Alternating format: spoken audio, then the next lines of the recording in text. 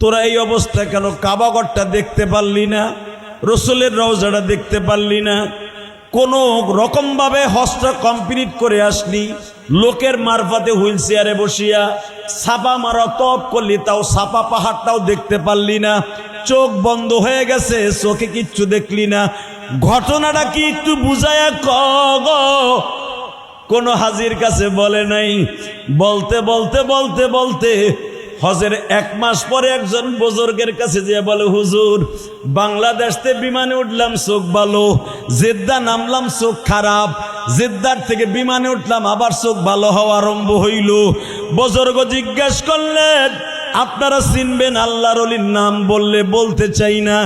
আল্লাহর ওলির কাছে আইসা জিজ্ঞাসা করে, এই চোখ কেমনে কি হইল? কিছুই বুঝতে পারলাম না।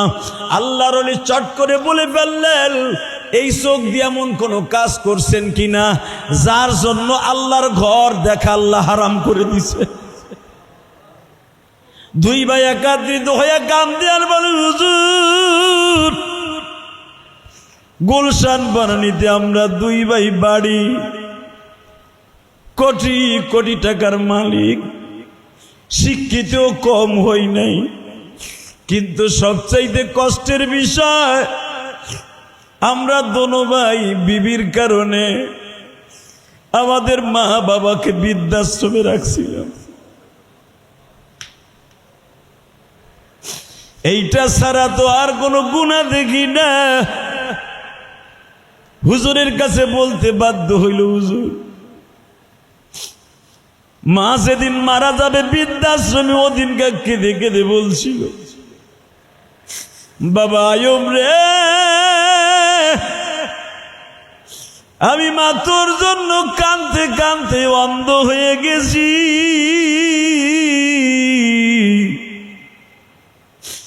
তোর বাবাও একদিন প্রাইমারির হেডমাস্টার ছিল, তোর বাবাও তোকে না দেখতে দেখতে কাঁদতে কাঁদতে চোখ দিয়ে পানি পড়তে পড়তে তোর বাবা অন্ধ। বৃদ্ধাশ্রমে রাইখা তোরা আমাদের 2 জনকে অন্ধ বানাইলি। আসতে পারে মালিক তোদেরকেও দুনিয়ার থেকে অন্ধ বানাইয়া লয়া যাইতে পারে।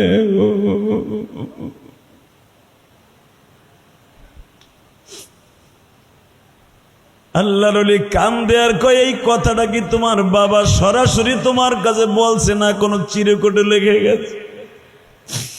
বলি, হুজুর, আব্বার সাথে তো কথা বলতে পারি নাই, বৃদ্ধাশ্রম থেকে লাশ নিয়ে আসছিলাম, আব্বার বালিশের নিচে দেখি আব্বা লেখা রাইখা গেছে।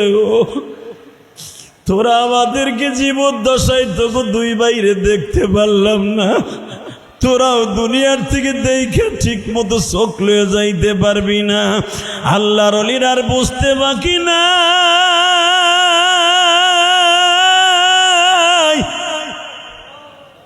পৃথিবীতে 3টা জিনিসের দিকে তাকানো সওয়াব আছে বাবা। কয়টা?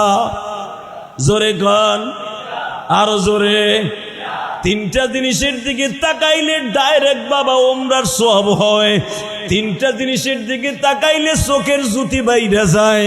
3টা জিনিসের দিকে তাকাইলে রব্বে কারিম তার চোখ খারাপ থাকলে ভালো কইরা দেয়। 3টা জিনিসের দিকে তাকাইলে তার জিন্দেগিতে বরকত আসিয়া যায়। 3টা জিনিসের দিকে তাকাইলে তার চোখের গুনাহ মাফ হয়ে যায়। 3টা জিনিসের দিকে তাকাইলে তার ব্যবসায় বরকত হয়। 3টা জিনিসের তাকাইলে কবুল হজের সওয়াব হইয়া যায়। 1 নম্বরে হলো মায়ের চেহারার দিকে তাকাইলে সঙ্গে সঙ্গে কবুল হজের সওয়াব হয়ে যায়। 2 নম্বরে বাবার চেহারার দিকে নেক নজরে তাকাইলে গুনাহ মাফ হয়ে কবুল হজের সওয়াব হয়ে যায়। 3 নম্বরে কাবা ঘরের দিকে যতবার তাকাইবা ততটা উমরার সওয়াব আর ততটা নেক হইয়া যায়। ওই কালো কাবা ঘরের দিকে তাকাইলে যারা হজ করে আসছে তাদের জিজ্ঞাসা করবে, এই যে মিডিয়া ম্যান, জীবন্ত মিডিয়া, ওই যে সবে মাত্র উমরা করে আসলো, আর মাথায় এখন উমরার চুল, আমার মাথায়ও কিন্তু এখন উমরার চুল বাবা।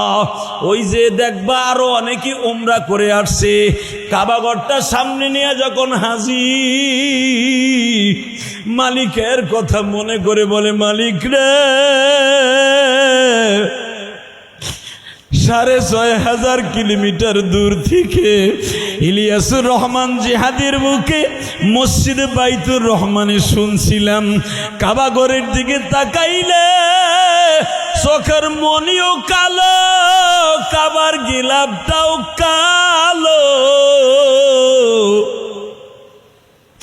কাবা ঘরটা আমার বাবা ইব্রাহিম নির্মাণ করছে, তাও কালো পাথর দিয়ে। এই কালোর ভিতরে যে এত ভালো কেমনে বুঝাই মালিক গো। যারা উমরায় গেছে, যারা হজে গেছে, জিজ্ঞেস করে দেখেন, কাবাঘরের সামনে আপনি যতবারই আল্লাহ নিক না কেন, কাবাঘর যখনই হাজির দুই নয়নে আসে, চোখের পানি দিয়ে বুক বাইসা যায়। যত বড়ই খারাপ মানুষ হোক, যত বড়ই খারাপ হোক না কেন বাবা, কাবাঘরটা চোখের সামনে আসলে তার দুনিয়ার কোনো চিন্তা ভাবনা মনে আসে না। শুধু তাকে মালিক কেমনে তোমারে পাবো গো, কেমনে তোমায় পাবো। আল্লাহর খলিল ইব্রাহিম কাবাঘরকে দুই নয়নে দেইখা নির্মাণ করার পরে, কাবাঘরটা যেদিন নির্মাণ হয়ে গেল বাবা, এই দিকে হইতেছে ৩৫ ফুট লম্বা, ৩৫ ফুট উঁচা, এই দিকে বাজার হইতেছে ১৯ ফিট লম্বা, এই দিকে বাবা ১৫ ফিট লম্বা। এই লম্বা এত বড় ৩৫ ফিট লম্বা উঁচা কাবাঘরটা নির্মাণ করার পরে আল্লাহর খলিল ইব্রাহিম কাবার দরজার সামনে দাঁড়ায় বলে, ও মালিক, তোমার যদি মায়া লাগে, কাবাঘরটা এত সুন্দর করে বানাইলা, এই কাবাঘরের এখানে কারা কারা আসবে? আল্লাহ বলে দিলেন, ইব্রাহিম রে, তারাই শুধু আসতে পারবে যাদের কানের মধ্যে তোর আওয়াজ পৌঁছে গেছে। জোরে জোরে ওয়াজিন ফিন্নাস আইয়া ইব্রাহিম, ইব্রাহিম আজান দে, ডাক দে, তোর পোলা পান্ডে ডাক দে। ইব্রাহিম আলাইহিস সালামের আওয়াজ যার কানে পৌঁছাইছে সে কিন্তু জীবনে একবার হলো হজ বা উমরা করতে পারবে। কোটি টাকার মালিক হইবা বাবা, কাবাঘর চোখে দেখা হবে না যদি আল্লাহর খলিলের ডাক তোমার কানে না আসে। ইব্রাহিম আলাইহিস সালাম কাবাঘর সুন্দর দেখাই দিলেন, বানাইলেন। রুকনে আমিন দেশটা বাবা এখানে ছিল দরজা, এখন যে দরজা, এখানে দরজা ছিল না। ইব্রাহিম আলাইহিস সালামের যুগে দরজা ছিল রুকনে আমিনের দেশটা, অর্থাৎ আমাগো দেশের পশ্চিম দিকে। কাবার দরজা তো আমাদের দেশের পূর্ব দিকে। ইমাম সাহেব পূর্ব দিকে দাঁড়ায় বাবা, মনে রাখবা। আল্লাহর খলিল ইব্রাহিম রুকনে আমিন দরজার সামনে দাঁড়ায় বলে, মালিক রে, কাবাঘর এত সুন্দর বানাইলাম, এখানে কারা আসবে? আল্লাহ বলে দিলেন, ইব্রাহিম রে,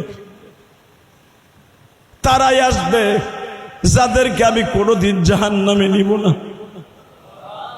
জোরে জোরে জোরে জোরে ইব্রাহিম, তারাই আসবে যাদের কানে তুই ইব্রাহিমের আওয়াজটা পৌঁছাইছে। এই ইব্রাহিম, তারাই আসবে গরিব মানুষ, জীবনে আসতে পারে নাই, কিন্তু মক্কার ওয়াজ শুই না মসজিদের ভিতরে ফেল ফেল করে কাঁদতো। আর মালিক রে বুঝায় বুঝে আমারে কইব, মালিক রে, জীবনে কি একবার মক্কায় নিবা না? জীবনে কি একবার মদিনায় নিবা না? কিন্তু ওর কপালে হজ নাই, উমরাও নাই, ওর টাকাও নাই, কিন্তু মসজিদে বয়া বয়া খালি কাঁদতো আর চোখের এই পাপড়িটা ভিজাইতো। আমি রব ওরে কি করব জানোস নি? যদি ওর জীবনে হজ করে নাই, আমি মালিক ওরে কিয়ামতের মাঠে হাজি বলে ডাক দিব। মদিনাতে শুয়া কান্দা নবীজি আমার, সব মাত্রে তুমি মাওলা কবুল করে নাও, কবিতার ভাষায় বলেন এই হাদিসটা কার নবী বলছিলেন সব উম্মতকে কবুল করে নাও। তার মানে সে হজ করে নাই, কিন্তু নবীর রওজার কথা শুই না, কাবা ঘরের কথা শুই না, চোখ দিয়ে খালি পানি পড়তো। জীবনে ওর কপালে হজ হয় নাই, ও আসতেও পারে নাই। কিয়ামতের মাঠে ইলিয়াসুর রহমান জিহাদি এতবার হজ করছে, আব্দুর রহমান এতবার হজ করছে, অমুক সাহেব এতবার হজ করছে। হাজিদের গাড়ির মধ্যে আল্লাহ ফেরাইয়া তারেও জান্নাতে নিয়ে যাবে, কারণ ও হজ করে নাই, ওরেও জান্নাতে নিবে, কারণ ও মক্কা মদিনার কথা শুনে কাঁদতো।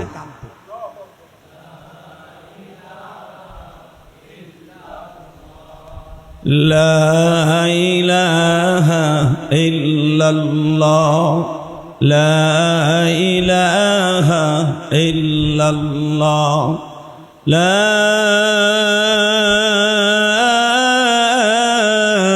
ইলাহা ইল্লাল্লাহ মুহাম্মাদুর রাসূলুল্লাহ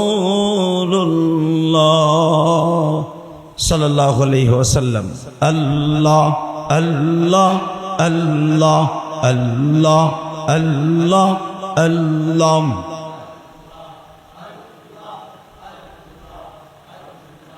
আল্লাহ আল্লাহ আল্লাহ আল্লাহ আল্লাহ,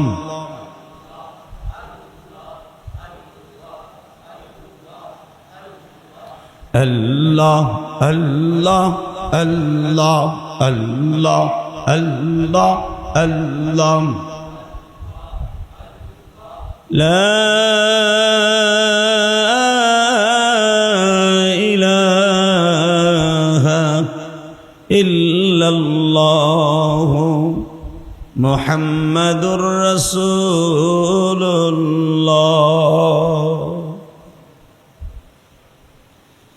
সাল্লাল্লাহু আলাইহি ওয়াসাল্লাম। আল্লাহর জাকিরিন শাকিরিন মুহিব্বিন মুবাল্লিগিন, আল্লাহর প্রিয় মাহবুব বান্দারা, আল্লাহ রাব্বুল আলামিনের দপ্তরে লাখো কোটি শুকরিয়া জ্ঞাপন করছি যে মহান মুনিব আপনাকে আমাকে এই পবিত্র মাসে পবিত্র জুমার দিনে তারই ঘরে আগে আগে এসে বসবার তৌফিকটুকু দান করেছেন। ওই মহান মুনিবের দপ্তরে শুকরাতান শুকরিয়া কালেমাতে শুকুর জোরে সরে বলি আলহামদুলিল্লাহ। প্রশংসা বান্দায় যতই করে আল্লাহ পাক ততই খুশি হয়। প্রশংসা একমাত্র তারই জন্য যিনি সারা পৃথিবীর মালিক। আসলে আমরা প্রশংসা করি দুনিয়ার মানুষের। দুনিয়ার মানুষ যদি ভালো কাজ করে মনে করে এই লোকটার সাথে ভালো লোক আর মনে হয় কেউ নাই। বর্তমান আমাদের দেশের প্রেসিডেন্ট তারেক জিয়া রহমান, তারেক জিয়া বিএনপির যারা অঙ্গ সংগঠনের আছে, তারেক জিয়া যখন কোনো ভালো কাজ করে সাথে সাথে জানায়, অর্থাৎ আমরা এতে খুশি আছি। হালাকে টেবিল থাবড়ানোটা সম্পূর্ণ হারাম। সম্পূর্ণ কি কথা বলেন না কেন? টেবিল থাবড়িয়ে শুধু যে বিএনপি আলারা করে তার না, জামাত ইসলাম নাম দিছে ইসলাম, ওরা ইসলাম নাম দিছে, ইসলামের কোনো কিছুই নাই। কথা কর না কেন? অগ নেতারাও যখন দেখি বক্তব্য দেয় হেরাও টেবিল থাবড়ায়। হালাকে যদি কোরআন হাদিস জানতো, আর জানবেই কই থেকে? জামাত ইসলামের মেন গোড়াগার হলো বেড়া পড়ছে সারা জীবন স্কুল কলেজে, ডাক্তার শফিকুর রহমান। তাকে বলা হয় না আল্লামা দেলোয়ার হোসেন সাইদির মতো আল্লামা বলা হয় না তাকে, তাকে বলে ডাক্তার বলে। কি বলে? সে একটা ডাক্তার। তার কোরআন হাদিস সম্পর্কে কতটুকু জ্ঞাত আছে? হয়তো 8-10টা সূরা তার ভালো সহি শুদ্ধভাবে মুখস্থ আছে। মাসলা মাসাইল কতটুকু জানে জানি না, তার কতটুকু কোরআন হাদিসের জ্ঞান আছে। হ্যাঁ, যদি তাদের ভিতরে যারা আলেম আছে, হক্কানি আলেম, হ্যাঁ জামাত ইসলামের মধ্যেও হক্কানি আলেম আছে, তাদেরকে যদি আমির বানানো হতো তাহলে এই বেটা বুঝতো। কয়েকদিন আগে আল্লামা তারেক মনোয়ার দেখলাম, ওদেরই বক্তা, জামাত ইসলামের বক্তা, মুখ খুলছে। ধন্যবাদ জানাই তারেক মনোয়ারকে যে টেবিল থাবড়াইয়া গণসংবর্ধনা তাকেও ওপেনলি তারে দেখানো যে আপনাদের আমরা ওই টেবিল থাবড়ানো আর হাতে তালি দেয় একই।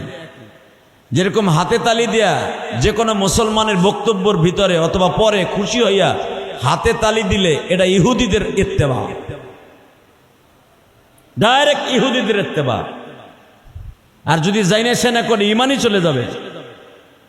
ঠিক হাতে তালি দেয়া, টেবিল থাবড়াইয়া কাউকে উৎসাহিত করা, তার বক্তব্য আমরা রেসপন্স করলাম, তাদের বক্তব্য চয়েস করলাম, লাইক করলাম, এটা জানা, তারে উৎসাহ দেয়া, এটাও ডাইরেক্ট হারাম।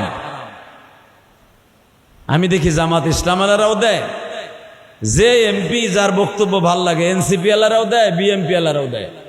আসলে মাসলাটা তারা জানে না। যদি মামুনুল হকের মতো দুই একটা যাইতো, ফয়জুল করিমের মতো দুই একটা যাইতো, অবশ্যই দেখতেন এর বিরুদ্ধে কথা বলতেন, এটা আমার বিশ্বাস। তারেক মোরারের মতো যদি একটা যাইতো, আমির হামজার মতো একটা গেছে, ও তো নিজেই কিছু বুঝে না। আমির হামজার মতো একটা গেছে, ও তো কোনো কিছু বলে না, কোনো প্রতিবাদ করে না। হালাকে হক্কানি ওলামা একরাম যদি যায়, এই টেবিল থাবড়িয়ে কাউকে সম্বর্ধনা দেয়া, তার বক্তব্যকে লাইক করা সম্পূর্ণ হারাম। কথাটা আমি কেন বলছি এখন বুঝবেন। সেটা হলো এই, বিশ্বনবী মুহাম্মদ রাসূলুল্লাহ সাল্লাল্লাহু আলাইহি ওয়াসাল্লাম যখন কোনো বক্তব্য দিতেন, কারণ এই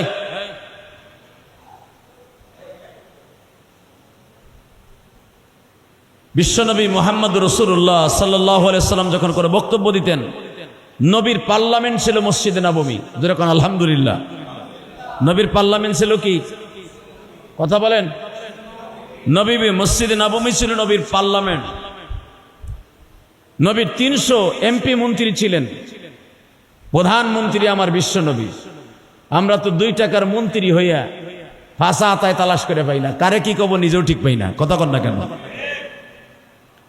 বিশ্বনবী দুজাহানের বাদশাহ, প্রধানমন্ত্রী, স্বরাষ্ট্রমন্ত্রী হযরত আবু বকর। এই একজন নবীর সাহাবীর নাম নিব, আপনি আল্লাহু আকবার জোরে বলবেন। স্বরাষ্ট্রমন্ত্রী হযরত আবু বকর, পররাষ্ট্রমন্ত্রী হযরত ওমর, ত্রাণমন্ত্রী এবং খাদ্যমন্ত্রী, 2টা মন্ত্রণালয়ের দায়িত্ব ছিল ওসমান গনি। আইনমন্ত্রী এবং বস্ত্রমন্ত্রী হযরত আলী। কি মনে করলেন আপনি মিয়া? আইনমন্ত্রী হযরত আলী বলেন, আমার জীবনে, রাসূলুল্লাহর জীবনে যতদিন আমার নবী প্রধানমন্ত্রী ছিলেন, আমার নবীর জীবনে পার্লামেন্টে কোনোদিন আমার কাছে, আমি তো আইনমন্ত্রী, একটা চুরির বিচার হয় নাই। আলহামদুলিল্লাহ বলেন। হযরত ওমরের যুগে, উসমানের যুগেও কোনোদিন একটা চুরির বিচার হযরত আলীর কাছে কোনোদিন আসে নাই। সুবহানাল্লাহ বিহামদিহি। তারা যখন পার্লামেন্টে বক্তব্য দিতেন, সাহাবা একরাম টেবিল থাবড়াইয়া গণসম্বর্ধনা দিতেন না, খুশির আনন্দের চিত্তে তারা এটা প্রকাশ করতেন না। তারা কি করতেন জানেন? যখন দেখতেন বক্তব্যটা সেই রকম হয়েছে, লাইকপূর্ণ হয়েছে, তারা বক্তব্যটাকে এইভাবে লাইক করতেন, এইভাবে পছন্দ করতেন, আল্লাহু আকবার বলতেন, আল্লাহু আকবার বলতেন, লিল্লাহি তাকবীর বলতেন, সুবহানাল্লাহ বলতেন, আলহামদুলিল্লাহ বলতেন। হালাকি আমার বাংলাদেশের 95% এমপি মন্ত্রী মুসলমান। কথা কন না কেন? জামাত ইসলাম আলারা এতগুলা সিট পাইয়া গেছে, এনসিপি আছে, চরমুনাই আছে, এত এমপি মন্ত্রী আলেমুলামা থাকা সত্ত্বেও টেবিল থাবড়াইয়া গণসম্বর্ধনা দেয়া, আমি মনে করি সত্যিকারে ইসলামী জ্ঞান যদি জাইনা শুনে, জানা আছে তাদের, জাইনা শুনে করে থাকে, মনে হয় তাদের খেয়াল নাই। খেয়াল থাকলে এই কাম করতে পারে না। কথা ঠিক না বেঠিক? আওয়ামী লীগের আমলে করছে, আওয়ামী লীগরে তো ছিলই না, কিছু জানতোই না, ওরা ধরে নেন কিছু জানতো না, এরা জয় বাংলা দিয়ে শুরু করতো। কিন্তু তোমরা তো অন্তত যারা আলেমুলামা আছো, ইসলামের নাম নিয়ে গেছো সংসদে, তোমরা তো বুঝো যে টেবিল থাবড়ানো কত বড় গুনার কাজ। তো দুনিয়ার কোনো পার্লামেন্টে যদি আমার মনোবত বক্তব্য হয়, আমি যেমনে তারে খুশি করার লাগে টেবিল থাবড়াইয়া, হাত থাবড়াইয়া তাকে খুশি করি, রব্বে কারিম বলেন, আমার কোনো বক্তব্য যখন কোরআন শরীফ থেকে তোমার লাইক লাগবে, পছন্দ লাগবে, তুমি তখন টেবিল থাবড়াইয়া আমি আল্লাহরে খুশি করবা না, আমারে খুশি করবা সুবহানাল্লাহ বলিয়া। কি দিয়ে খুশি করবা? আরো জোরে কন। আলহামদুলিল্লাহ দিয়ে আমি মাওলারে খুশি করবা। বলেন তো দেখি আলহামদুলিল্লাহ। এই যে মসজিদের ভিতরে আপনারা যেরকম খুশির আনন্দ শুই না, এটা মসজিদ হলো মোমেনের পার্লামেন্ট। মসজিদ কি? জোরে বলেন, মসজিদ কি? আরে ভাই, এমন একটা পার্লামেন্টের প্রধানমন্ত্রী ছিলেন হযরত ওমর, অর্ধজাহানের খলিফা হযরত ওমর। অর্ধজাহানের হঠাৎ করে আমর ইবনে আস সিরিয়ার governor, Syria, Azerbaijan, Ethiopia, Iraq, Iran, Tehran এবং মিশর সহ কয়েকটা দেশের গভর্নর হলো আমর ইবনে আস। যেরকম মারহাবা। আমর ইবনে আস শুনতে পাইলেন মিশরের মানুষের একটা প্রথা আছে, নীল নদে পানি আসে একটা হারাম কাজ করলে। নাউজুবিল্লাহ বললেন না? কি কাজ করলে? হারাম কাজটা কি? বছরে একবার একটা কুমারী মেয়েকে সাজায়া গোজায়া ওই নদীর মাঝখানে দাঁড়ায় জবাই দিলে নদীতে জোয়ার আসতো। এটা ছিল তাদের কুসংস্কার। আর এখানে জোয়ার আসার পিছনে কারণ হয়তো এটা হলো জেন ভূতের আখড়া ছিল। জেন হলো শয়তান থেকে উৎপত্তি। ওরা চায় যে মানুষ কুসংস্কার করুক। এই যে মাজার, যেগুলা মাজার, হিন্দুগো মন্দির, এই যে হিন্দুগো মন্দিরে দেখবেন সাপ, এই জেনগুলা সাপ হইয়া মনসা হইয়া দুধ কলা খাইতে যায়। এইটা দেখিয়া অগবিতার মনে করে এইটাই ভগবান আয়া পড়ছে। হ্যাঁ, নাউজুবিল্লাহ বাইতে যায় কইও। মিয়া তোমাকে তো টেবুল থাপড়াইতে কই নাই সংসদের মতো। এটা মোমেনের সংসদ কইছি না আমি? এটা মোমেনের সংসদ। তুমি আমাকে গণসম্বর্ধনা জানান লাগবে না, আমার আল্লাহরে খুশি করবা আলহামদুলিল্লাহ দিয়া। এই বেটা কিহের আওয়াজ? এই আল্লাহ, জোরে কোন আলহামদুলিল্লাহ। তা কুসংস্কার, নীল নদে পানি আসতো, লৌহিতে সাগরে পানি আসতো, মিষ্টি পানি। মিষ্টি পানি আসার জন্য কি করত? প্রতি বছর একটা কুমারী মেয়েকে তারা জবাই দিত। এটা রাসূলুল্লাহর যুগেও ছিল, আবু বকরের যুগেও ছিল। রাসূলের যুগে এটা বন্ধ হয় নাই, আবু বকরের যুগেও বন্ধ হয় নাই। হযরত ওমরের কাছে আমর ইবনে আস বললেন, খলিফাতুল মুসলিমিন, এখন তো পুরা মধ্যপ্রাচ্যে, ইরাক, ইরানে, বাহরাইনে, তেহরানে, সব জায়গায় এখন মুসলমানের আপনি আসার কারণে এই সমস্ত জায়গাগুলি মুসলমানের দখলে চলে আসছে। হযরত ওমর বললেন, আলহামদুলিল্লাহ, এই দেশগুলা যখন মুসলমানের আন্ডারে চলে আসছে, বিজয় হয়েছে মুসলমান। বিজয় কারা? জোরে কন। আমাদের বাংলাদেশের এখন সংসদ ভবনও কিন্তু বাজান এখন দাড়ি টুপিওয়ালাদের দখলে। দেখবেন সংসদের ভিতরে ৭৫% মানুষের মাথায় টুপি আছে। কথা কন না কেন? এনসিপিওয়ালাদের মাথায়ও আছে, জামাত ইসলামের মাথায়ও আছে, সরমনাইওয়ালাদের মাথায় তো আছেই বাবা। সংসদের দিকে তাকাইলে মনে হয় জান্নাতের শাপলা ফুল ফুটছে।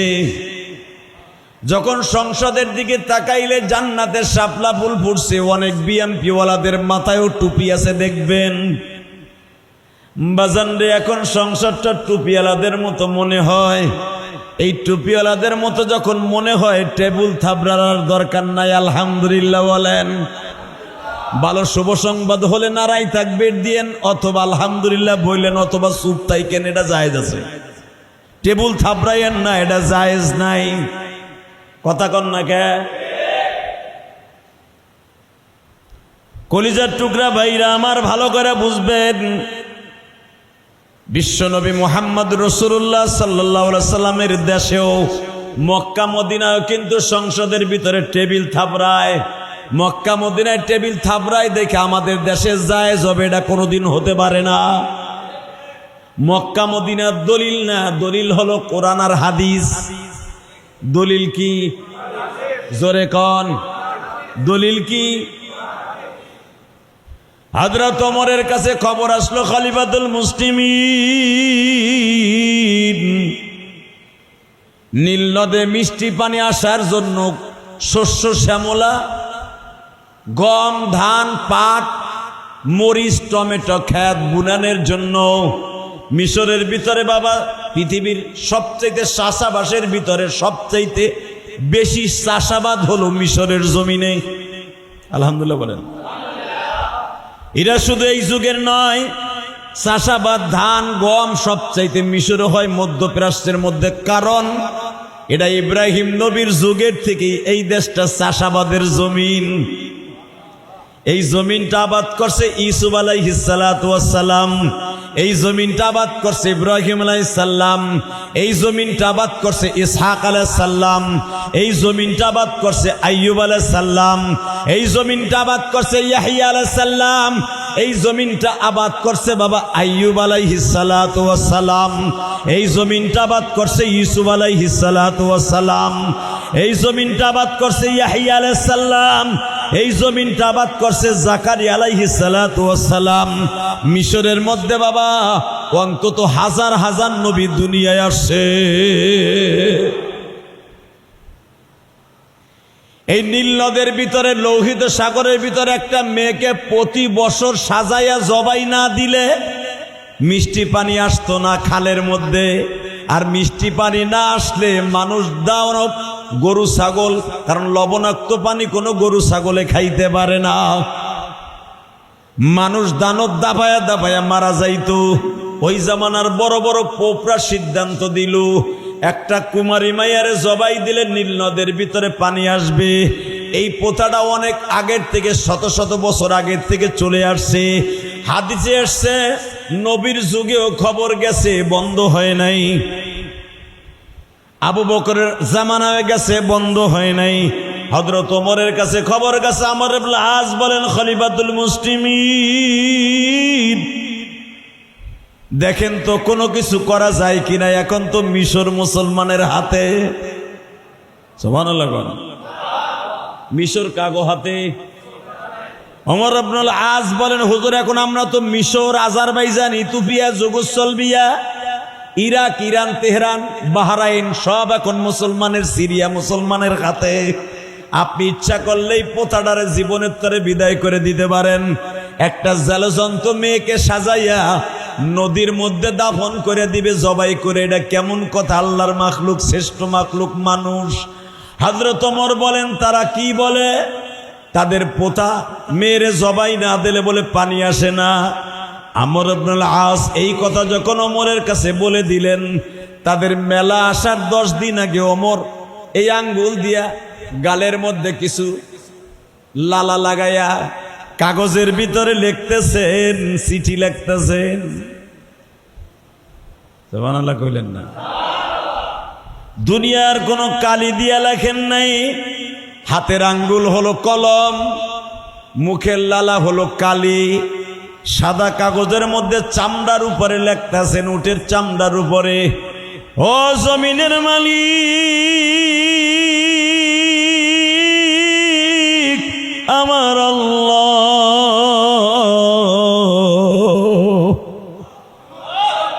গোলাম করে বানায়া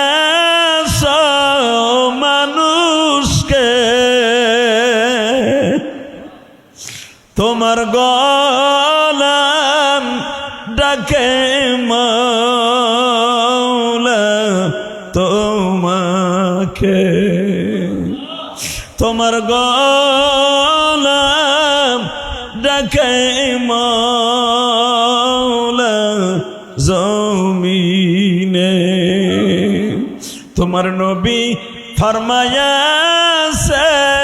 হাদিসে, ফরমায়াছ তুমি মাওলা কোরআনে, ফরমায়াছ তুমি মাওলা কোরআনে।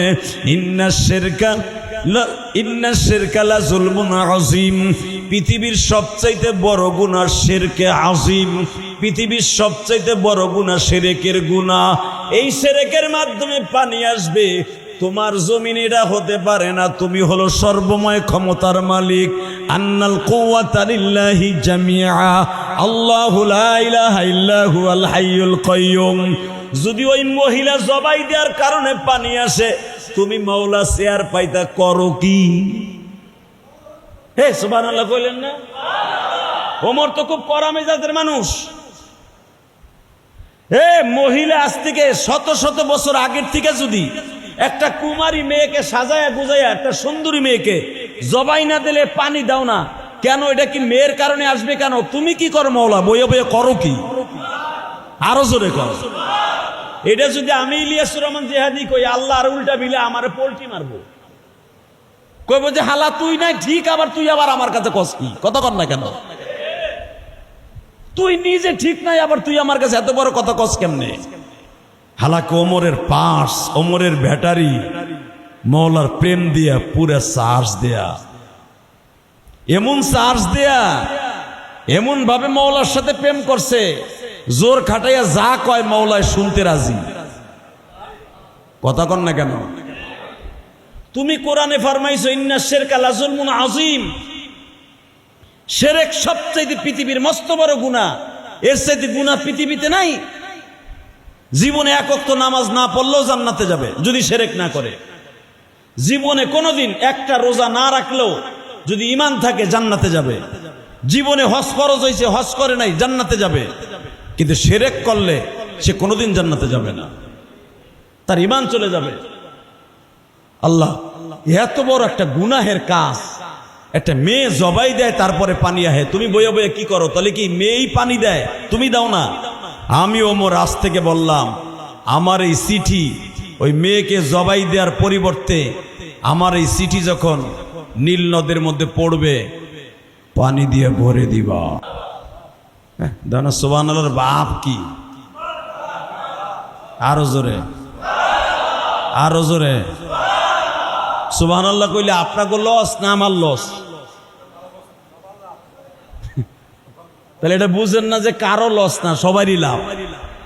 হ্যাঁ, যেই ব্যবসায় লাভ বেশি ওটা যদি সবাই ভালো বুঝেন তাহলে কন না কে? রেডি তো? আমার এই চিঠি নীল নদে যখন পৌঁছাবে, আমর ইবনে আসের খাদেম আমি ওমর বলছি সাথে সাথে পানি দিবা। এটা কোন ওমর? আমার মতো সদরুল্লাহ কদরুল্লাহ বাইতুল মোকাররমের ইমাম সাহেবের মতো সেই ওমর? যেই ওমর সূর্যের দিকে তাকাইলে সূর্য ডুবে গেছে গা, সূর্যের দিক তাকায় কইছে আসরের নামাজ পড়ি নাই আমি এখনো, মাগরিবের রক্ত হয়ে গেছে, সূর্য আসরের জায়গায় যা। আরো জোরে, আরো জোরে। মিশকাত শরীফের হাদিস, আবু সাইদ খুদরি রাদিয়াল্লাহু তাআলা বলেন, আমরা ওই মজলিসে ছিলাম, ওমর খালি একজন যে বলছে হুজুর বেলা তো ডুবে গেছে গা, আমরা তো যুদ্ধের মাঠে আইছি, সবাই ঘুমায় গেছিলাম, শরীরটা ক্লান্ত, সূর্য ডুবে গেছে, মাগরিবের রক্ত হয়ে গেছে, আসর তো কাজা হয়ে যাইতেছে। ওমর বলেন মুমিনের নামাজ কাজা হইতে পারে না, কারণ আমরা এখানে হাডুডু খেলতে আসি নাই, এখানে বিয়ের অনুষ্ঠান করতে আসি নাই, পিকনিক করতে আসি নাই, আইসি মওলার কাম করতে। ইউজাহিদুনা ফি সাবিলিল্লাহ, যদি তার কাজে আইসা থাকি, সূর্য তার হুকুমে চলে, আমরাও তার হুকুমে চলি। আল্লাহরে কয়ে দে আসরের সময় সূর্য যেখানে ছিল ওইখানে আইতে ক, নামাজ কাজা পড়তে পারবো না। নামাজ তার, সূর্য তার, আমি তার। সূর্যরে কয়ে দিতে ক, সে তো আমি ওমরের মতো না, সে তো তার মতো। আল্লাহু লা ইলাহা ইল্লা হুয়াল হাইয়ুল কাইয়ুম, সে তো তার মতো, সে তো তার মতো, সে তো আমি ওমরের মতো না। আমি ইচ্ছা করলে পারবো না সূর্যরে ধাক্কা দিয়ে জাগায় আনতে, কারণ এটা আমার ব্যবসা প্রতিষ্ঠান না, এটা আমার দোকানে শাটান না, ধাক্কা দিলে উঠলো। এটা আল্লাহর হুকুমে চলে এই সূর্যটা। আল্লাহরে কয়ে দে সূর্য জানো আমি অজু করা শেষ হওয়ার আগেই জানো আসরের রক্তের জায়গায় আয়া পড়ে। হযরত ওমর ইস্তেঞ্জা ছাইরা কেবল অজু করে বইছে, পিছনের দিক তাকায় দেখে সূর্য জাগায়। আরো জোরে, আরো জোরে। এটা কেমনে পারছে ওমর? ওমরের ভিতরে এমন একটা স্পিরিট ছিল, এমন একটা ইনসাফ ছিল, ওমরের ভিতরে এমন একটা মাওলার প্রেম ছিল, ভয় ছিল। পৃথিবী একদিকে চলে যেত, ওমরের সিদ্ধান্ত একদিকে চলে যেত। ও আসাদুহুম ফি আমরিল্লাহিল আমর, রাসূল ওমরকে বলেছেন আসাদুহুম ফি আমরিল্লাহিল আমর, আমার ওমর হলো পৃথিবীর সবচাইতে বিচারের দিক দিয়া ওমরকে ঠগাবার মতো কোনো মানুষ জন্ম নেয় নাই, কিয়ামত পর্যন্ত জন্ম নেবে কিনা তাও জানি না। আমি নবীর যুগেও এইরকম কঠিন বিচার আমি করতে পারি নাই, ওমরের যুগে যেই বিচারটা হবে। সুবহানাল্লাহ বিহামদিহি। আপনারা জানেন ওমরের ছেলে অন্যায় করে ফেলছে, ওমরের ছেলে আবু শামা অন্যায় করে ফেলেছে। কেমনে? বন্ধু মহলে বসে পড়ে, তাও অন্যায় হয়ে যাবে বুঝতে পারে নাই। ৬-৭ দিন খেজুর আর উটের দুধ এক জায়গায় ভিজায় রাখলে এটা যে মদ হয়ে যাইতো, এটাতে সেরকার পরিবর্তে মদ হয়ে যাইতো, এটা আবু শামা জানতো না। সুবহানাল্লাহ বিহামদিহি। ওমরের ছেলে জানতো না যে এটা ১ সপ্তাহ ভিজায় রাখলে মদ হয়ে যায়। বন্ধু মহলে বলছে এটা খাইলে শক্তি বাড়ে, শরীরের ভিতরে এনার্জি বাড়ে, কাজ করতে সুবিধা হয়, কিন্তু ভিজাইতে হবে আজকে রাত্রে ভিজাইলে কালকে সকালে খেলে সেটা শক্তিশালী হইতো। কিন্তু সে 2 দিন একটু বেশি ভিজাই ফেলেছে, তার ভুল হয়ে গেছে, এটা মদ হয়ে গেছে। খাওয়ানোর পরে একটু বেশি মাতলামি শুরু হয়ে গেছে। ওমরের কাছে খবর গেল, আমর ইবনে আস বলতেছেন মিশরের বাচ্চা, আর এইটা করছে যাইয়া আমর ইবনে আসের এলাকায় যাইয়া মিশরে ঘুরতে গেছে বন্ধু বান্ধব, সেখানে যাই কাজ হয়ে গেছে। আর ওমরের কানে, ওমর তো তখন মদিনার গভর্নমেন্ট, মদিনার প্রেসিডেন্ট, আর মিশর, তারপর ইরাক, ইরানের গভর্নর হলো আমর ইবনে আস, সিরিয়ার প্রেসিডেন্ট আমর ইবনে আস, তার গভর্নর।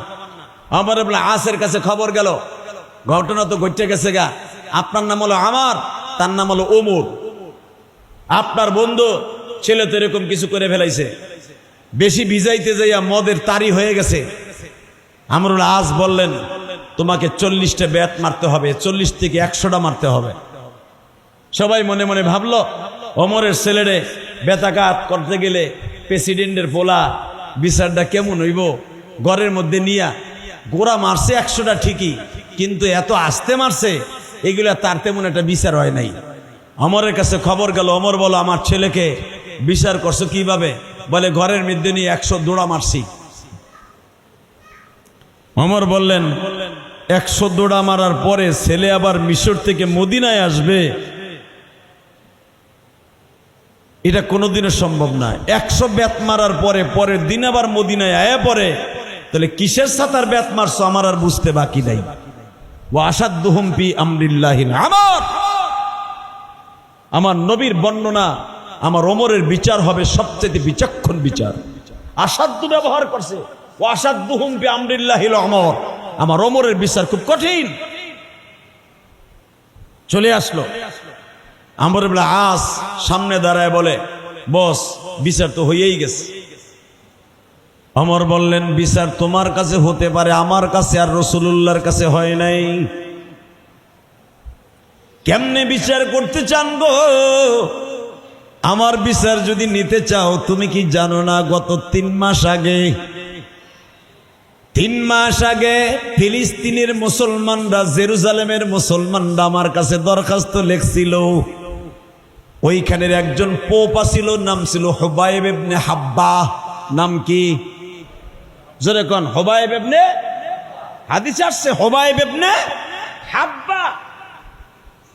তারে ওই জামানার পোপটাকে হুব্বা হুব্বা করে ডাকতো। হুব্বা ছিল মক্কার সবচাইতে বড় একটা মূর্তির নাম, আর সে ছিল জেরুজালেমের অর্থাৎ ফিলিস্তিনের সবচাইতে বড় পোপ, যেরকম আমাকে বাংলাদেশের সবচাইতে বড় আলেমে দিন বাইতুল মোকাররমের খতিব আব্দুল মালিক সাহেব। সুবহানাল্লাহ জোরে বলেন। এই বাচ্চা দুইটারে 2 জায়গায় বসায় বেড়াই, এই বাচ্চাগুলো আমি আনতে না করছিলাম না মসজিদে? এই 2টারে 2 জায়গায় নাও।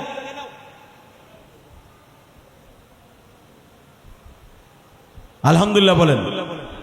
একবারে ছোট বাচ্চা আনবেন না, নিষেধ। যারা বুঝে নেন আমার সম্পর্কে, আর আনলেও আপনার কোলের মধ্যে পাবে। এই স্যার 2টা 2 জায়গায় আল্লাহ মাফ করুক, জোর করে আমিন। আমি আবার ওয়াজেও বলি, বাচ্চা আনবেন যেই বাচ্চাগুলো বুঝে, 8 বছরের নিচে 7 বছরের পরে নামাজের তাকিদ দেয়া আছে। 7 বছরের বাচ্চা ছোট ওই যে আনছে একটা দুধের বাচ্চা, শুরু করছে দৌড়াদৌড়ি। এই বাচ্চাগুলো আনবেন না মসজিদে, জুমার দিন আনবেন না অন্তত। আল্লাহ হেফাজত করুক, জোর করে আমিন। আল্লাহ আমর ইবনে আস সামনে দাঁড়ানো, অনেকে পিরিত দেখাইতে যায়, পোলা একটা লইয়া হে ব্যাটারি 3 ব্যাটারি, বাপও 3 ব্যাটারি 4 ব্যাটারি, পোলা একটা 3 ব্যাটারি, আইনা 2 বাপ ব্যাটারি খোঁজাখুঁজি শুরু করে। কথা কন না কেন? না, ওর পিরিত দরকার নাই মসজিদে। সারা সপ্তাহে মসজিদে আহে না মগার পর মগা, সুমার দিন আহে তা ব্যাটারি একটা লগে লইয়া আহে। মসজিদে আইবেন জুমার দিনে, পোলা ব্যাটারি থুইয়াবেন বাসায়, ওয়াক্তিয়া নামাজে আনবেন, নামাজের আইয়েই তো কাতার পাইবেন, মাঝখানে কাতারে মাঝখানে দাঁড় করাই দিবেন। জুমার দিন আনার দরকার নাই। ওই দেখেন ওই যে ব্যাটারি 2টা এখন করবো কি দেখেন।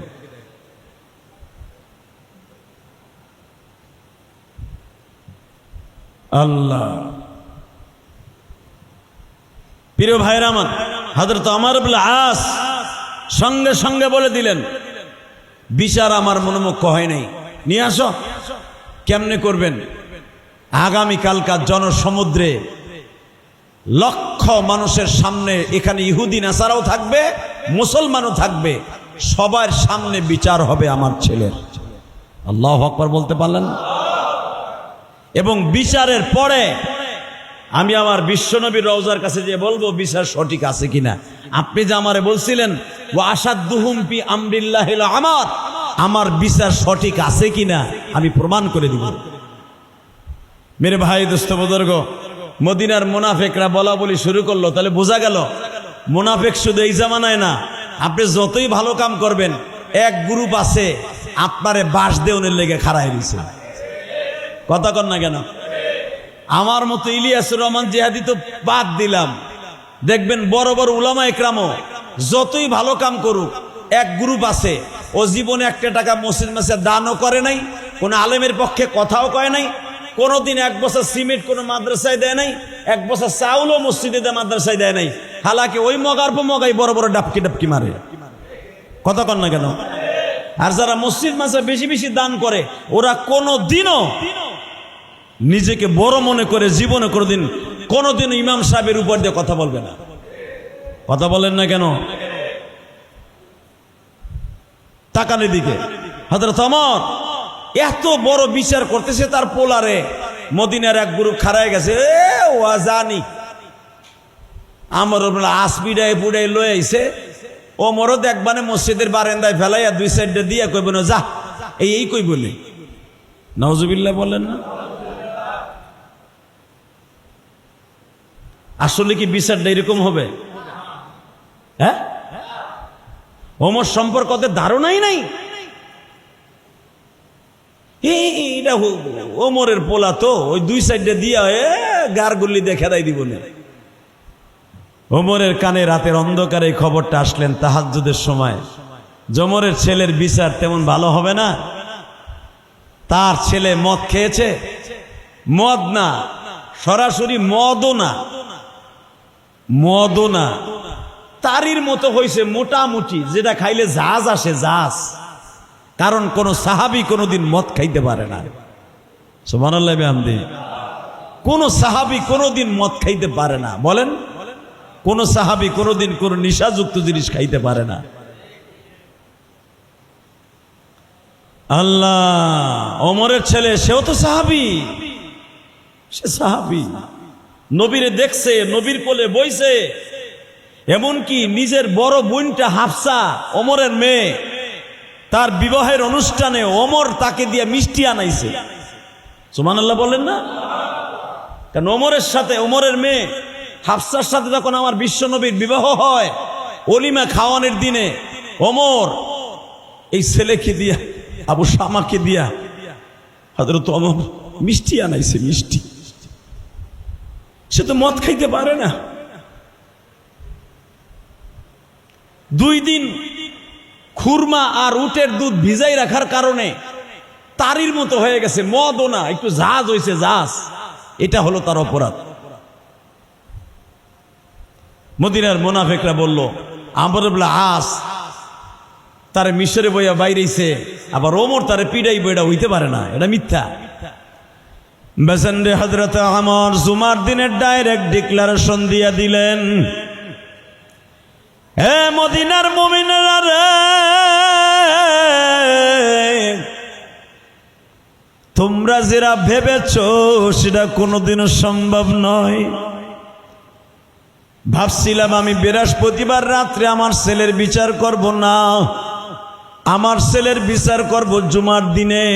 আল্লাহু আকবার, জোরে বলেন। হযরত ওমরের বিবি বৃহস্পতিবার রাত্রে মনে মনে ভাবলেন, আজকের রাতটা সুযোগ পাইলাম, অন্তত আজকের রাতটা পায়ের মধ্যে পড়িয়া অন্তত ছেলের পক্ষে ভিক্ষা চাইতে পারবো। রাতের অন্ধকারে স্বামীর পা দুটা জড়িয়ে ধরে বলে, উম্মে শামা বলেন, উম্মে আব্দুল্লাহ বলেন কেন? ওমরের ছেলে, ছোট ছেলের নাম আব্দুল্লাহ, বড় ছেলের নাম আবু শামা।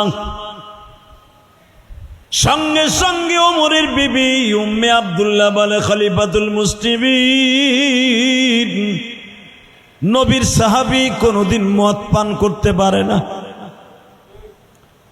কিন্তু আপনার বোঝা উচিত, আমার ছেলে আমি 10 মাস 10 দিন পেটে বোঝা বহন করছি, আমার ছেলে কোনোদিন মদ খাইতে পারে না, হয়তো একটু তারির মতো যা যাচ্ছে তাই খাইছে।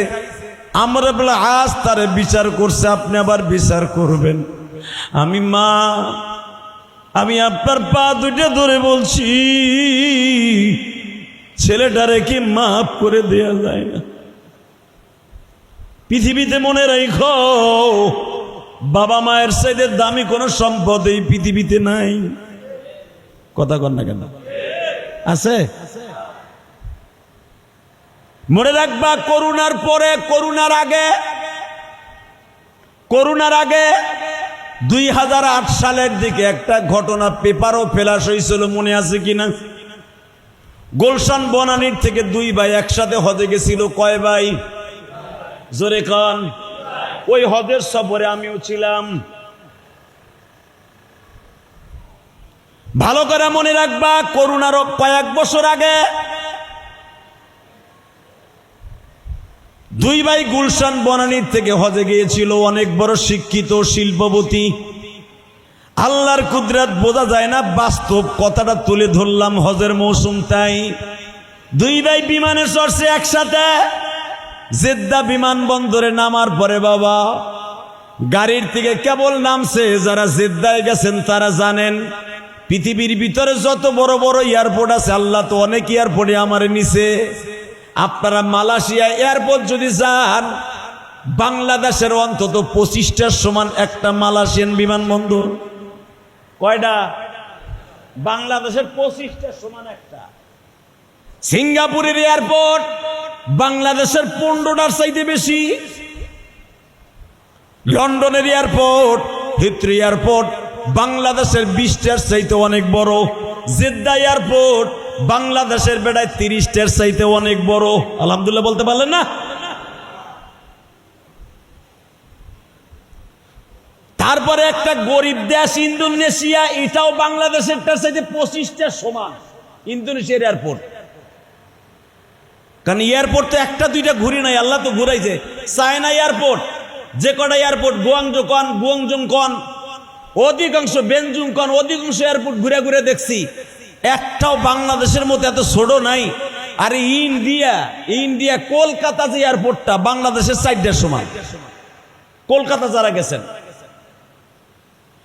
জেদ্দা এয়ারপোর্টে নামছে 2 ভাই শিল্পপতি। হঠাৎ করে বাসে ওঠার আগে বাবা চোখের মধ্যে ধুলা গেল। ধুলা যাইতে যাইতে ডলতে ডলতে ডলতে ডলতে মক্কায় যাওয়ার আগে 2 ভাই অন্ধ হয়ে গেছে। নাউজুবিল্লাহ বলেন না?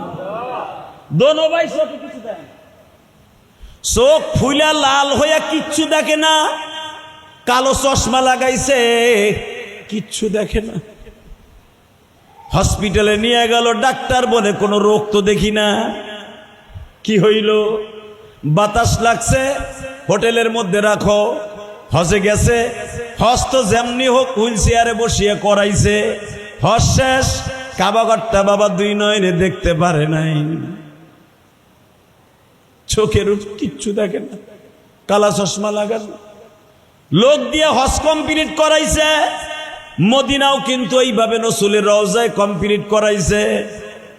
হজ কমপ্লিট, জিদ্দা এয়ারপোর্টে আসি আবার যখন বিমানে উঠছে, বিমানে ওঠার পরে দেখা যায় একটু একটু আফসা আফসা দেখে। সুবহানাল্লাহ। বিমান সৌদি আরব ছাড়ার পরে অর্ধেক আসার পরে বাহরাইনের উপর দিয়ে যখন বিমানটা উঠছে, চোখ অর্ধেক ভালো হয়ে গেছে। দোনো ভাই বাংলাদেশে আসছে পুরাপুরি ভালো। সব মানুষগুলো আশ্চর্য হয়ে গেল, বাংলাদেশে ভালো, আবার আসলাম বাংলাদেশে আবার চোখ ভালো। ব্যাপারটা মাথায় আসলো না। আসলে ভাই সত্য কথা, কত তোরা এই অবস্থা কেন? কাবাঘরটা দেখতে পারলি না, রাসূলের রওজাটা দেখতে পারলি না, কোনো রকম ভাবে হজটা কমপ্লিট করে আসলি, লোকের মারফতে হুইল চেয়ারে বসিয়া ছাপা মারা তপ করলি, তাও ছাপা পাহাড়টাও দেখতে পারলি না, চোখ বন্ধ হয়ে গেছে, চোখে কিচ্ছু দেখলি না। ঘটনাটা কি একটু বুঝায়া কগ? কোন হাজির কাছে বলে নাই। বলতে বলতে বলতে বলতে হজের 1 মাস পরে একজন বুজুর্গের কাছে যেয়ে বলে, হুজুর, বাংলাদেশতে বিমানে উঠলাম চোখ ভালো, জেদ্দা নামলাম চোখ খারাপ, জেদ্দার থেকে বিমানে উঠলাম আবার চোখ ভালো হওয়া আরম্ভ হইল। বুজুর্গ জিজ্ঞেস করলেন, আপনারা চিনবেন আল্লাহর ওলির নাম? বললে বলতে চাই না। আল্লাহর ওলির কাছে আইসা জিজ্ঞেস করে, এই চোখ কেমনে কি হইল? কিছুই বুঝতে পারলাম না। আল্লাহর ওলি চট করে বলে ফেললেন, এই চোখ দিয়ে এমন কোন কাজ করছেন কিনা যার জন্য আল্লাহর ঘর দেখা আল্লাহ হারাম করে দিছে। দুই ভাই একাত্রিত হইয়া গাম দেয়ার বলে, হুজুর, গুলশান বনানীতে আমরা দুই ভাই বাড়ি, কোটি কোটি টাকার মালিক, শিক্ষিত কম হই নাই, কিন্তু সবচাইতে কষ্টের বিষয় আমরা দোনো ভাই বিবির কারণে আমাদের মা বাবাকে বৃদ্ধাশ্রমে রাখছিলাম। এইটা ছাড়া তো আর কোনো গুনাহ দেখি না। হুজুরের কাছে বলতে বাধ্য হইল, হুজুর, মা যেদিন মারা যাবে বৃদ্ধাশ্রমে, ওদিনকে কেঁদে কেঁদে বলছিল, বাবা আয়ুব রে, আমি মা তোর জন্য কাঁদতে কাঁদতে অন্ধ হয়ে গেছি।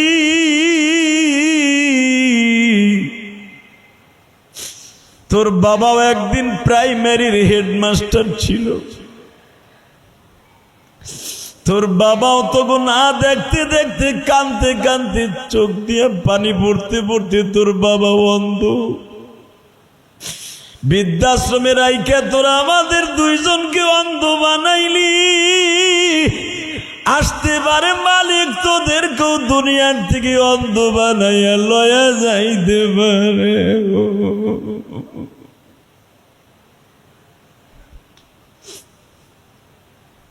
আল্লাহর ওলি কান্দে আর কয়, এই কথাটা কি তোমার বাবা সরাসরি তোমার কাছে বলছে না কোনো চিরকুটে লেগে গেছে? বলি, হুজুর, আব্বার সাথে তো কথা বলতে পারি নাই, বৃদ্ধাশ্রম থেকে লাশ নিয়ে আসছিলাম, আব্বার বালিশের নিচে দেখি আব্বা লেখা রাইখা গেছে। তোরা আমাদেরকে জীবদ্দশায় তবু দুই বাইরে দেখতে পারলাম না, তোরাও দুনিয়ার থেকে দেখে ঠিক মতো চোখ লয়ে যাইতে পারবি না। আল্লাহর ওলির আর বুঝতে বাকি না।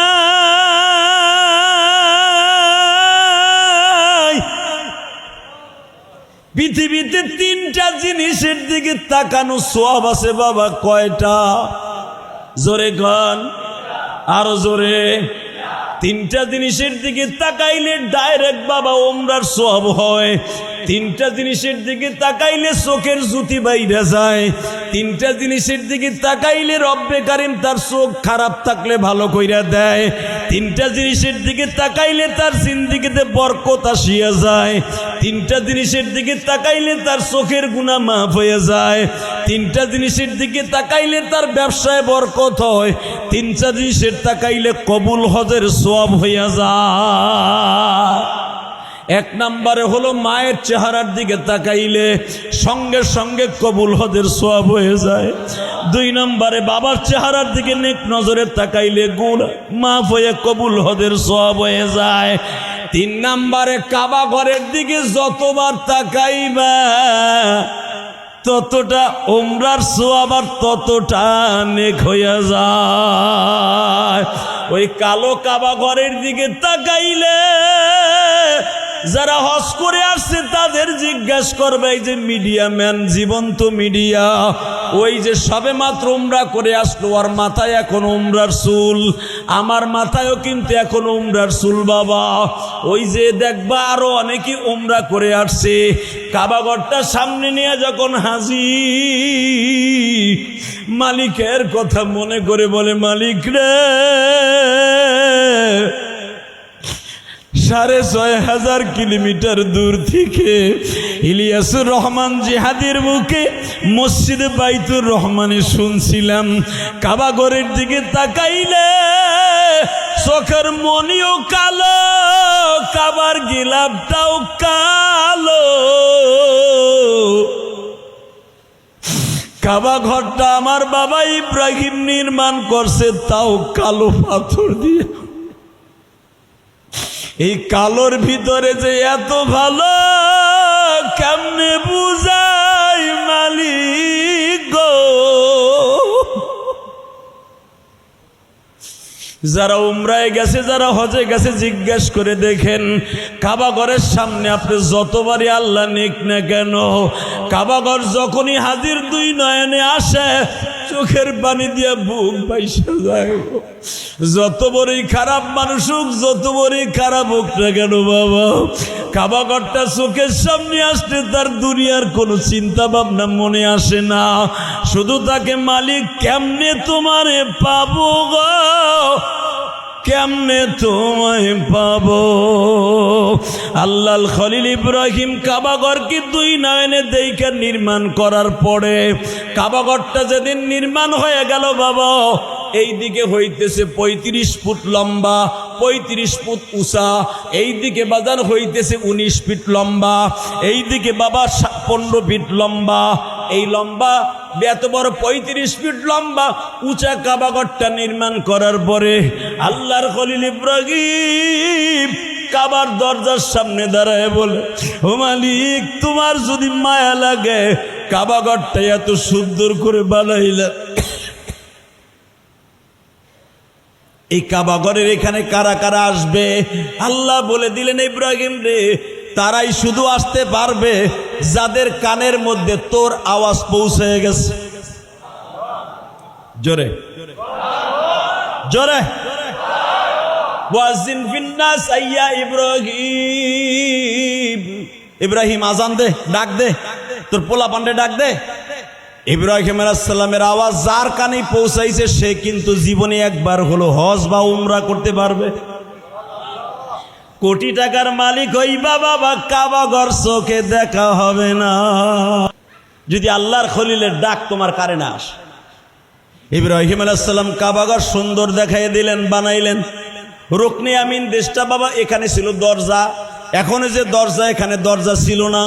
ইব্রাহিম আলাইহিস সালামের যুগে দরজা ছিল রুকনে আমিনের দেশটা, অর্থাৎ আমাগো দেশের পশ্চিম দিকে। কাবার দরজা তো আমাদের দেশের পূর্ব দিকে। ইমাম সাহেব পূর্ব দিকে দাঁড়ায় বাবা, মনে রাখবা। আল্লাহর খলিল ইব্রাহিম রুকনে আমিন দরজার সামনে দাঁড়ায় বলে, মালিক রে, কাবাঘর এত সুন্দর বানাইলাম, এখানে কারা আসবে? আল্লাহ বলে দিলেন, ইব্রাহিম রে, তারাই আসবে যাদেরকে আমি কোনোদিন জাহান্নামে নিব না। জোরে জোরে জোরে জোরে ইব্রাহিম তারাই আসবে যাদের কানে তুই ইব্রাহিমের আওয়াজটা পৌঁছাইছে। এই ইব্রাহিম তারাই আসবে গরিব মানুষ জীবনে আসতে পারে নাই, কিন্তু মক্কার ওয়াজ শুই না মসজিদের ভিতরে ফেল ফেল করে কাঁদতো। আর মালিক রে বুঝায় বুঝে আমারে কইব, মালিক রে জীবনে কি একবার মক্কায় নিবা না, জীবনে কি একবার মদিনায় নিবা না? কিন্তু ওর কপালে হজ নাই, উমরাও নাই, ওর টাকাও নাই, কিন্তু মসজিদে বয়া বয়া খালি কাঁদতো আর চোখের এই পাপড়িটা ভিজাইতো। আমি রব ওরে কি করব জানোস নি? যদি ওর জীবনে হজ করে নাই, আমি মালিক ওরে কিয়ামতের মাঠে হাজি বলে ডাক দিব। মদিনাতে শুয়া কান্দে নবীজি আমার, সব মাত্রে তুমি মাওলা কবুল করে নাও। কবিতার ভাষায় বলেন এই হাদিসটা কার নবী বলছিলেন, সব উম্মতকে কবুল করে নাও। তার মানে সে হজ করে নাই, কিন্তু নবীর রওজার কথা শুই না, কাবা ঘরের কথা শুই না, চোখ দিয়ে খালি পানি পড়তো। জীবনে ওর কপালে হজ হয় নাই, ও আসতেও পারে নাই। কিয়ামতের মাঠে ইলিয়াসুর রহমান জিহাদি এতবার হজ করছে, আব্দুর রহমান এতবার হজ করছে, অমক সাহেব এতবার হজ করছে, হাজিদের গাড়ির মধ্যে আল্লাহ ফেরাইয়া তারেও জান্নাতে নিয়ে যাবে। কারণ ও হজ করে নাই, ওরেও জান্নাতে নিবে, কারণ ও মক্কা মদিনার কথা শুনে কাঁদতো। বনানের ওই হাজির কথা বলতেছি, মনে রাখবেন। এই দুই হাজি আলেমের কাছে যে বলতেছে, হুজুর আমরা তো মা বাবারে যখন বৃদ্ধাশ্রমে রাখছিলাম, আব্বার একটা চিঠি পাইছিলাম, আল্লাহর ওলি বলে দিলেন তোগো কপালে যদি 30 বার হজ করতে যাস, তোগো কপালে কাবা ঘর দেখা হইব না। কারণ 3টা জিনিস দেখলে কবুল হজের সওয়াব হয়, 3টা জিনিস দেখলে ডাইরেক্ট চোখের জ্যোতি বাড়ে। 2টা রিসার্চ করে দিছ, আর একটাই কি হইব? একটা কাবালা ঘরে আর কি হইব? হুজুর কোনো সিস্টেম নাই, মালিক কি মাফ করবো না? আল্লাহর ওলি বলে দিলেন কানতে থাকো, কানতে থাকো, হজ করতে থাকো, উমরা করতে থাকো, মালিক যদি কোনোদিন মাফ করে করলো। মেরে ভাই দোস্ত বুজুর্গ, কেন বললাম? এইটা যদি আমার বাংলাদেশের হাজির অবস্থা হয়, আল্লাহু আকবার জোরে বললেন। এখানেই শেষ না, মাত্র 2 মিনিট একটা ঘটনা শুনায় দেয়। শোনাবো? হ্যাঁ শুনায় দেই, মনে রাখবে। এই মুসলমানের বল আব্দুল্লাহ ইবনে মুবারক, জোরে কান মারহাবা। আব্দুল্লাহ ইবনে মুবারক নাম কি? আব্দুল্লাহ ইবনে মুবারক ওই জামানার সবচাইতে বড় মুহাদ্দিস বেটা, সবচাইতে বড় মুহাদ্দিস ওই জামানার আব্দুল্লাহ ইবনে মুবারক রাহমাতুল্লাহ আলাইহি, যে জান্নাতি একজন মহাপুরুষ, জোরে কান মারহাবা। হঠাৎ করে দেখে আসলাম নামে এক ব্যক্তি কাবা ঘরের দরজা রুকনে আমিনের সামনে দাঁড়াইয়া, এক হাত এক পাও কাটা। সে চিল্লাই চিল্লাই কান্তাছে আর বলতাছে, মালিক রে, হে মালিক, মালিক এইবার দিয়া মিশর থেকে 40 বার হজে আসলাম, যতবারই আমি শুনি একজন না একজন বুজুর্গ আমার কানে বলে দিয়া যায় স্বপ্নের ভিতরে তোর হজ কবুল হয় নাই। এবার কি কেউ কইব যে তোমার হজ কবুল হইছে? এইবার দিয়ে 41 বার হজ আমার, এইবার কি কেউ কইব? বলতে বলতে আব্দুল্লাহ ইবনে মুবারক হাজির, জোরে কান মারহাবা। তোর নাম কি? আসলাম। হ্যাঁ। তোর বাড়ি মিশরে? হ্যাঁ। আমার নাম আব্দুল্লাহ ইবনে মুবারক। আব্দুল্লাহ ইবনে মুবারক এত বড় বুজুর্গ, আপনি আমার নাম কেমনে জানেন? আমার নাম আসলাম। তোর নাম আসলাম ইবনে ফুহাইল, তোর বাপের নাম ফুহাইল, তোর নাম আসলাম। আমি আজকে রাত্রে স্বপ্নে দেখি, আমি মালিকের কাছে একটা দরখাস্ত দিয়েছিলাম, দরখাস্ত সাবমিট করছিলাম, মালিক এই বছর হজের মধ্যে কার কার হজ কবুল হয়েছে? আল্লাহ বললেন 99% কবুল হয়েছে, এক জোরেরটা কবুল হয় নাই। তারে আগামীকালকে ফজরে পরে কানতে দেখবি এক হাত এক পাও নাই, নাম আপনি আসলাম ইবনে ফুহাইল। আমি চেহারার সাথে মিলেই দেখি তুই ছাড়া আর কেউ না। গেটটিটা টান্ডা ধরে কাবা দরজার সামনে টান দিয়ে নিয়ে বলে, তুই হারে কান্দা কি হইবে দিকা, একটা টান দিয়ে কাবা হাতিমের পিছনে নিয়ে রুকনে আমিনের পিছনে নিয়ে বলে, বল স্বপ্নের ভিতরে আমারে কেন মালিক বলল 99% কবুল হয়েছে, একজনের কবুল হয় নাই, তোর নাম আসলাম ইবনে ফুহাইল, বল তুই এমন কি কাজ করছো। আমি জানি যুবক ভাইরা, আমি তোমাদের দুইটা হাতে পাও ধরে বলবো, যুবক বয়সে রক্ত গরম থাকে, খবরদার রক্ত গরম করতে যে অনেক কিছু করে ফেলো না, যেগুলো একবার আল্লাহর মাইন্ডে লেগে গেলে আর ক্ষমা পাইবা না। তাকাও ওইদিকে। আসলাম ইবনে ফুহাইল চোখের পানি ছেড়ে দিয়া একটা টান দিয়ে বলে, হুজুর আমার নাম এই বছরও আপনার কাছে বলে দিছে, আমারটা কবুল হয় নাই, এইবার দিয়ে আমার 41 বার হজ। কি করছস কহ? একবার হজ করলে সব গুনাহ মাফ হয়ে যায়। মান হাজ্জা লিল্লাহ ওয়ালাম ইয়ারফাস ওয়ালাম ইয়াফসুক রাজা কায়াউমিন ওয়ালাদাতহু উম্মুহু। হাজি হজ করে দেশে যাওয়ার সময় সেরকম নিষ্পাপ হয়ে যাবে, সে মনে হবে ওয়ালাদাতহু উম্মুহু, আজকে তার মায়ের গর্ভ থেকে ভূমিষ্ঠ হয়ে দুনিয়ার থেকে যাচ্ছে। 41 বার হয় না তো হুজুর, সেই কষ্টের কথা বলেন না। আমি কাপড় ব্যবসায়ী, বিশাল বড় কাপড় ব্যবসায়ী ছিলাম। আমার মতো কাপড় ব্যবসায়ী মিশরের মধ্যে আর ছিল না। আমি ইউসুফ আলাইহিস সালাতু ওয়াস সালামের গ্রামের মানুষ। মারহাবা বলেন। ইউসুফ আলাইহিস সালামের বাড়ি যেখানে ছিল, জুলাইখার বাড়ি যেখানে ছিল, ওইখানে আমার বাড়ি। সেই বাজারে সুকে ইউসুফ যেটা বলা হয়, সুকে ইউসুফ, অর্থাৎ ইউসুফ আলাইহিস সালাম যেই বাজারে বিক্রি হয়েছিল ওই বাজারে পাশে আমার বাড়ি। আমি ওইখানের একজন বড় ব্যবসায়ী। আমি রাগ মেজাজে রাগ সহ্য করতে, কন্ট্রোল করতে না পাইরা শীতের মৌসুমে আমার মায়ের একটা লাথি দিছিলাম। লাথিতে পরান ভরে নাই। আমার আব্বা ঠেকাইতে আসছিল, আমার আব্বারে বাম হাত দিয়ে 8-10টা থাবুর দিছিলাম। আমার মা ওই এক লাথিতে 1 সপ্তাহ ভুইগে যাওয়ার পরে আমার মা মারা যায়। আমার মায়ের শোকে শোকে আমার আব্বাও মারা যায়।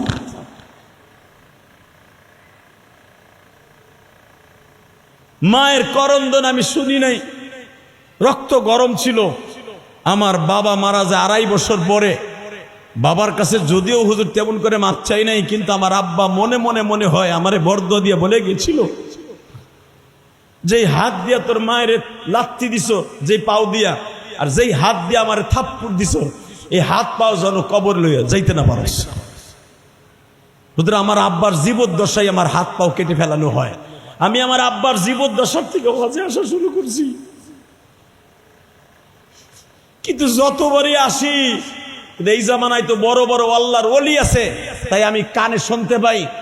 আমি যতবারই আসলাম ততবারই একজন বুজুর্গ আমার কানে খবর দেয়, আমার হজ কবুল হয় নাই। এই বছর আপনি আমারে দিলেন, হুজুরকে আমার কোনো প্রতিকার নাই, কোনো সিস্টেম নাই, আমারে মাফ করাবার। আব্দুল্লাহ ইবনে মুবারক বলে দিলেন, সুক ইউসুফ, ইউসুফের বাজারে তুই জন্ম নেস আর যেথায় জন্ম নেস, তোর মা বাবা মাফ করার আগ পর্যন্ত পৃথিবীর এমন কোন আব্দুল্লাহ ইবনে মুবারক জন্ম নেয় নাই তোরে মাফ করাইতে পারে।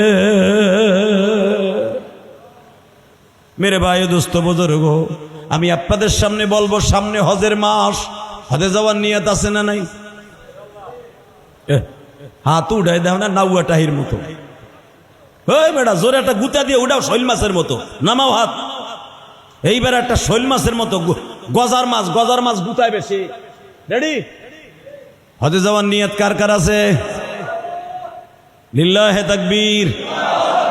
কত হাজি লাব্বাইক বলে মক্কাতে, কত হাজি সালাম দিচ্ছে মদিনাতে। কান্দো না, কান্দো কান্দো কান্দো, না কান্দলে যাইতে পারবা না। কত হাজি যাইতে আসে মক্কাতে, কত হাজি সালাম দিচ্ছে দিছে মদিনা।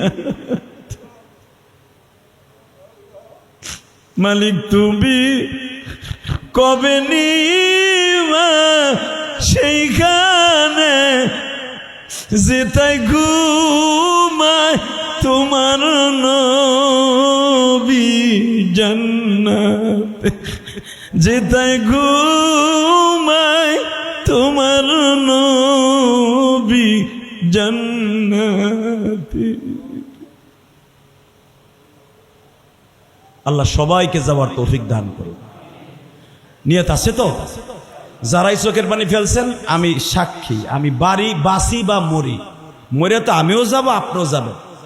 আল্লাহ তো 20 বার 21 বার এইবার নিলেন, আলহামদুলিল্লাহ বলেন। 21 বার গেলাম মক্কা মদিনায় এইবার দিয়া। পুরা রমজান মাস ঈদের দিন আমি বাংলাদেশে আসছি। বহুত কষ্ট হয়েছে এবার আসতে। মনে রাখবেন, যারাই মক্কা মদিনার জন্য বেশি কানবেন, টাকা নাই, কেমনে যাবেন আপনি নিজেও জানেন না। আল্লাহ সবাইরে যাওয়ার তৌফিক দান করুক, আল্লাহ সবাইরে যাওয়ার তৌফিক দান করুক, জোরে কোন আমিন। তবে যারা কানছেন এরা যেতে পারবেন ইনশাআল্লাহ। নিয়ত আছে তো? নিয়ত আছে তো? নিয়ত থাকলে একটা কাজ করতে হবে। বাহিরে মাইক বন্ধ থাকবে। এই একটা কাজ করলে আপনি যেতে পারবেন। বাংলাদেশে যত মসজিদ আছে যেখানে জুমার নামাজ পড়বেন, আমি বন্ধ করছি বাইরে মাইক, কারণ অনেক মসজিদ আশেপাশে আছে, আশেপাশের মসজিদগুলা, কারণ আমার দেরি হইতেছে আজকে, তাই না? দেরি হইতেছে না? ওই বেটাকে আওয়াজে বন্ধ হবে, ডিস্টার্ব করবে। মনে রাখবেন, মক্কা মদিনায় আপনি যেতে পারবেন, আমি গ্যারান্টি দিলাম 100-তে 100, 99% না, 100-তে 100। এক নম্বরে নিয়ত যদি সহি থাকে, বলেন এক নম্বরে কি নিয়ত? তোলে সহি করেন যে যাব মক্কা মদিনায়। সহি, পাক্কা, পাক্কা নিয়ত। এই যুবক, পাক্কা নিয়ত। দেখবো অতি তাড়াতাড়ি উমরা করতে পারবা তুমি। কেমনে করবা তুমি নিজে? হঠাৎ করে একটা ব্যবসায় লাভ হয়ে যাবে। এই ইলিয়াস রহমান জিহাদি কইছিল হঠাৎ করে যাওয়া যায়, আল্লাহ তাই তো নিয়ে গেল। এক নম্বরে নিয়ত সহি। 2 নম্বরে মক্কা মদিনার কথা নিয়ত করে বাংলাদেশের প্রতিটা মসজিদে মসজিদে দান করতে হবে। আলহামদুলিল্লাহ বলেন। এখনই আপনি কইবেন ইলিয়াস রহমান জিহাদি মনে হয় দানের টাকা চাইবো তার মসজিদে, এর লেগে আমারে মশলা ঘুরাই দিছে। না চান্দু, আপনার এই জন্য না, আপনি না দিলেও কিচ্ছু আসে যায় না। আপনি যখন পাক্কা নিয়ত করছেন, টাকা দেওয়ার জন্য নিয়ত করে ফেলেন। ইনশা হজে যাওয়ার নিয়ত করে হাজির এখন যাচ্ছে হেরামের কাপড় পরে, আপনিও হেরামের কাপড় পরে হজে বা উমরায় যাবেন। কে দিবেন? মসজিদে আজকে 1000 টাকা নগদ দেন। কে দিবেন? হাত উঁচা করেন। 1000 টাকা নগদ। 1 জন 2 জন কত? এরা মনোবাবগঞ্জ থেকে আইছে, আলহামদুলিল্লাহ বলেন। ঐতিহ্য ফ্যামিলির ছেলে দুটোটা। দাও 1000 টাকা কে দিবা নগদ? দাও, বের করো, পকেটটা বের করো, জলদি জলদি জলদি। মক্কা মদিনায় যাওয়ার নিয়ত